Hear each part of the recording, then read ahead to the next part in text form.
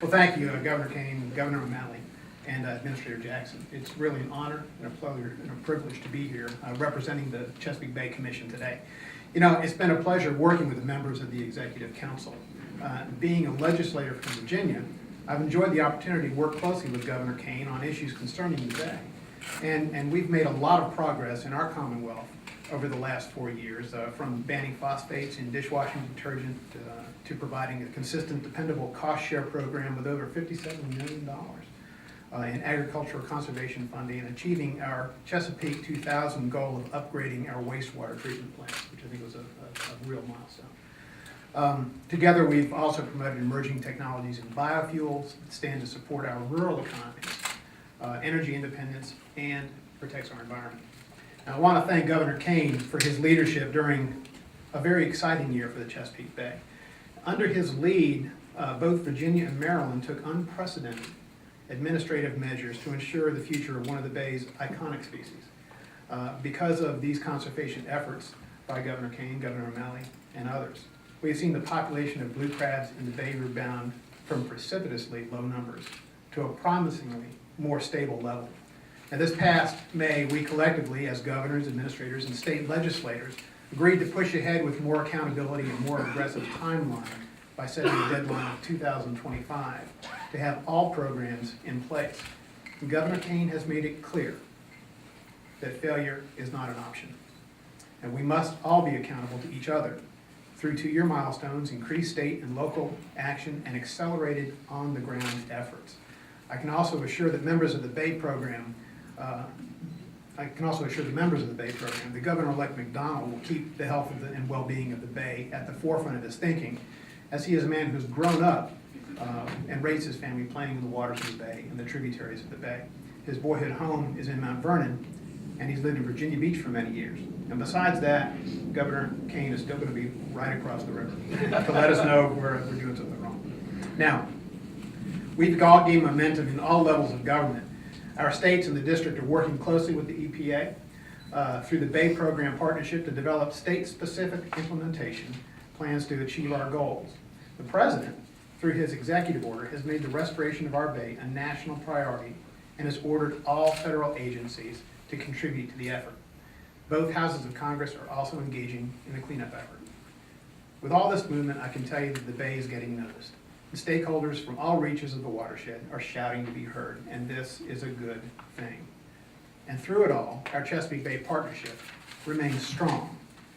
The Bay Commission is actively taking a leadership role in working closely with Congress to incorporate the Executive Council's interests and goals into pending legislation. Accountability and flexibility must both be reflected in this legislation to reflect the diversity of conditions across the watershed and provide for state-specific solutions. Flexibility is even more important as economic challenges force us to look for new and innovative solutions. And one of those solutions is leveraging a growing biofuels industry for the good of the Bay.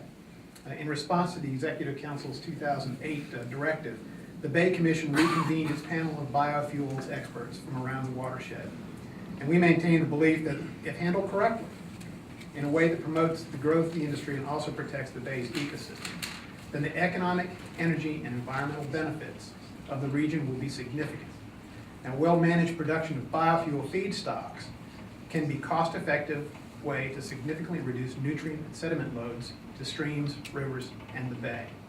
Our latest report presents the results of ongoing analysis of the expert panel and the recommendations for near-term opportunities. Please watch for this report, and it will be published in the very near future.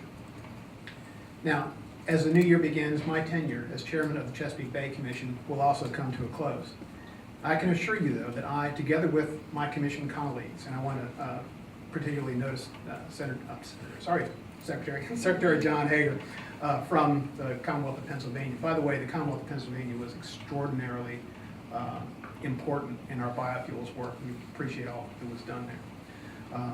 But together with all our colleagues, we remain vigilant in doing what's right for our rivers and for the Bay.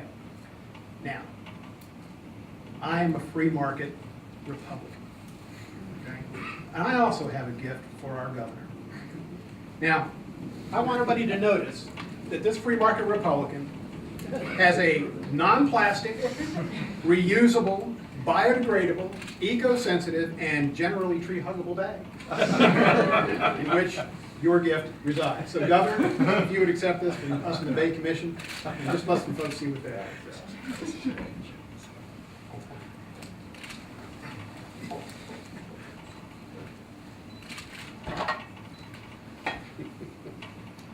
Okay, so there's this. There's blue crab, that's The right. blue crab. But the More most important.